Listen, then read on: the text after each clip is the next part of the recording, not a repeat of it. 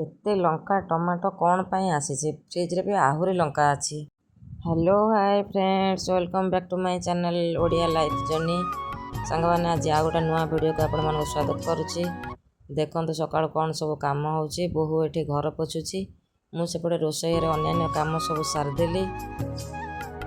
ये हजबैंड सब मटर बुट बतुरे बोहू तार सादा बतुरे से कौन आइटम करेंगे सब आमको कहीकि करेंगे खाली सुझे सब रखीदा। ये सकाल सब कम सारी ब्रश करके छतुआ नहीं आसिली खाइबी, तापर बीपी मेडिसिन खाइबार अच्छी से छतुआटा नहीं आसी टाइम रे खाईदेवी। बोहू ये गाधे पाधे आसिक प्रेसर से मंजी मुंजा आ टमाटो आलू सब पकईकि सीझेला। मुझे काढ़ार टे अधिका करदेली आणिक पीदेली। हजबैंड एवं खाइले, रोषे शेष होगा से आणिक खाई सारे। देखो सांग मैंने आमर एत लंका कहीं आसी, एत गुड़ाई लंका आसी फ्रिज रे भी आहरी बहुत लंका अच्छी। मुझे भावुँ कि लंका सबको आचार करदे हम, तो बोहू कहला हाँ मुझे कही से टमाटो आ कंचा लंका सब जो आसी कौन केमती मिक्स कर कौन आचार बनइब बनाओ जमी सुविधा होटा करूँ। सांग मैंने कामिया छतुआटा भी हजबैंड आनी आटा आनी बैगण लेंबू अमृतभंडा एमती बहुत किसी जिनस नहीं आसते। तो से सब जिनस मुझे रखीदे फ्रिज रे बहुत दिन हेल्ला कांपा अबागिया लगुच पीदेवी।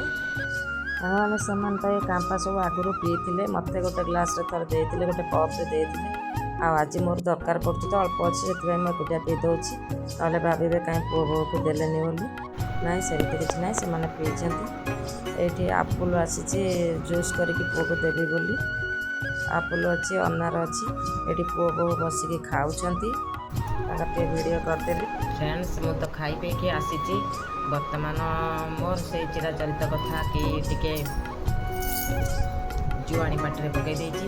जुआणी मत डाइजेशन तो बहुत हेल्प कर खाई सारा पर टिके जुआणी खाऊँ सका टे खाली पेटे टे चबाऊँ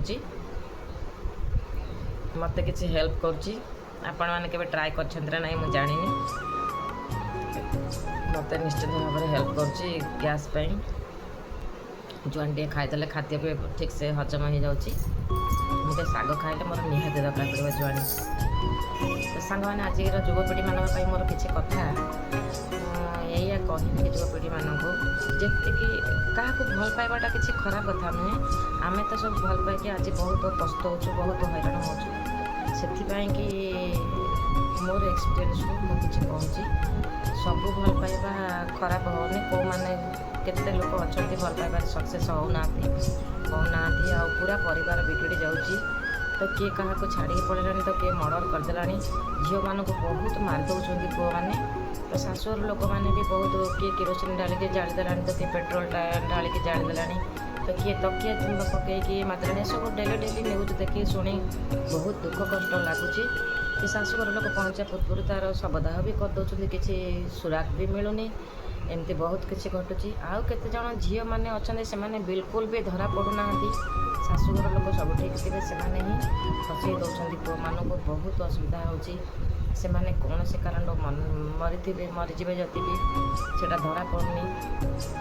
पुओ मान राग शुआपाई किए सुइसाइड करदे किए छाड़ी पड़ोची। पुओ घर लोक भी बहुत बदनाम होती सेमती भी बहुत घटुची। आपण मैंने तो जानी केते बड़ बड़ केस भी सौम्यरंजन पाणिग्राही ता माँ कांदी कांदी कांदी कांदी एवं अंध हो गलानी गोटे पुओ सी केते कष्ट भोगिला। तो एमती बहुत किसी घटुची बहुत किसी न्यूज देखिए मुझे जहाँ जोटा कहूँ तो निज मन को क्या विषय किसी क्या आक्षेप करें मुझे जहाँ न्यूज देखुची से सब जिन कहूँ। न्यूज रे भी बहुत मीडिया वाला भी बहुत भूल भाल जिनस ये करदे। देखो ए गोटे राहुल घटनाटा किसी जना पड़ानी चपीगला ह्यूमन सागर कथा सेटा भी चपीगला। से तो मो सांगर ज्वाई आम सब कंटाक्टर अच्छु, तो सहीटा गोटे सांग सहित कंटाक्टर अच्छु। ह्यूमन केसटा आमर से किसी जायस ना, खाली मन दुख लगुच जेहेतु आम सांगर झीटा ज्वाई तो एमती भी देखा गले ओडार गोटे नामी दामी सिंगर से केसटा भी सेमतिका गला।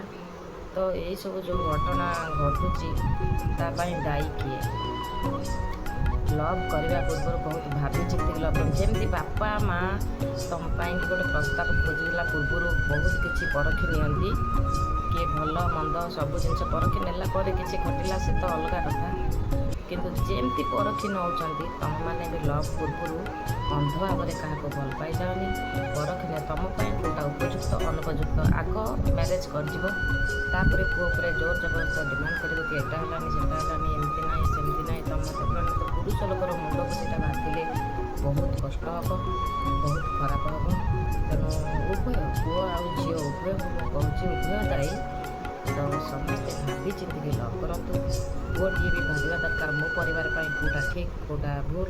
ତେଣୁ ସବୁ ଜିନିଷ ଭାବି ଚିନ୍ତିକିରି ହିଁ କରନ୍ତୁ। କଥା ତ ଅଲଗା କଥା, କିନ୍ତୁ ସେଇ ପୁଅଟିଏ ଭଲ ହେଇଥିବା ଦରକାର, ଝିଅଟିଏ ବି ଭଲ ହେଇଥିବା ଦରକାର, ଘରକୁ ଭଲ ବୋହୂଟିଏ ବି ଦରକାର, ପୁଅ ବି ଭଲ ହେଇଥିବା ଦରକାର, ସେ ବି ବାହାଘରର ଜ୍ୱାଇଁ ସେ ବି ଭଲ ହେଇଥିବା ଦରକାର। ସମସ୍ତେ ଠିକ୍ ରହିଲେ ସବୁ ଠିକ୍ ରହିବ। ଖାଲି ଯେ ଶାଶୁ ଶ୍ୱଶୁର ନଣନ୍ଦ ଯାଆ ଦିଅର ଏମାନଙ୍କୁ ଦୋଷୀ କରିଦେଲେ ହେବ ନାହିଁ। ପ୍ରଥମେ ସେଇଠୁ ହିଁ ସବୁ ହେବା ଦରକାର। ତମେ ଗୋଟେ ଭଲ ପୁଅ ବୋହୂ ହେଇପାରିବ, ଭଲ ଝିଅ ଜ୍ୱାଇଁ ବି ହେଇପାରିବ। ଏମିତି ସବୁ ପରିବାର ଭିତରେ ବି ଭଲ ବୁଝାମଣା ରହିବ। ତମେ ତାକୁ କିଛି ଭୁଲ ଦେଇଦେବ ବାପା ମା ଦୋଷୀ ହେଇଯିବେ। ପୁଅଟେ କିଛି ଭୁଲ କରିଦେବ ମୋ ସ୍ତ୍ରୀ ନାଁରେ ସେ ମିଛ କଥା କହିଦେବ, ସେଥିପାଇଁ ବାପା ମା ଦୋଷୀ। ଝିଅଟେ କିଛି ଭୁଲ କରିଦେବ ସିଏ ବୋହୂ କଥା କହୁଛି, ସେ ଯଦି ଭୁଲ କରିଦେବ ସେ ଯଦି କିଛି ମିଛ କହିଦେଲା ସେ ବାପା ମା ଦୋଷୀ। ଝିଅର ବାପା ମା ଦୋଷୀ ନୁହଁ କି ପୁଅର ବାପା ମା ଦୋଷୀ ନୁହଁ। ପ୍ରଥମ କରି ପୁଅଟେ ଝିଅଟେ ନିଜେ ସବୁ ଜିନିଷ ଭାବି ଚିନ୍ତିକି କରନ୍ତୁ, ଯେମିତିକି ଆଗକୁ ଆଗାମୀ ଦିନରେ କାହାର କିଛି ଅସୁବିଧା ନ ହୁଏ ସେସବୁ ଭାବି ଚିନ୍ତିକି କରନ୍ତୁ।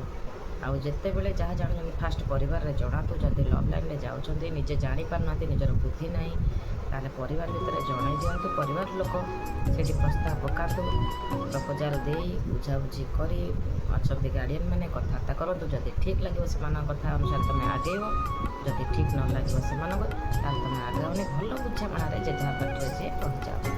ଏମିତି ହେବା ଦ୍ୱାରା କାହାର ବି କିଛି କ୍ଷତି ହେବନି। ଏଇଟା ଥିଲା ଆଜିର ଯୁବକ ଯୁବତୀମାନଙ୍କ ପାଇଁ ମୋର କିଛି କଥା। କାହିଁକିନା ମୁଁ ସବୁବେଳେ ମୋବାଇଲରେ ଦେଖିକି କେତେ ଘର ଯେ ଉଜୁଡ଼ି ଯାଉଛି ମୋତେ ସେଇଟା ବହୁତ ଶକ୍ ଲାଗୁଛି। ଡେଲି ଏଇସବୁ ଘଟଣା। ତେଣୁ ସାଙ୍ଗମାନେ ମୁଁ ରହୁଛି, ନମସ୍କାର, ଜୟ Shri Jagannath, love you all. ଯଦି କିଛି ଭୁଲ କହିଥିବି ତାହେଲେ ମୋତେ କ୍ଷମା କରିଦେବେ। ନମସ୍କାର।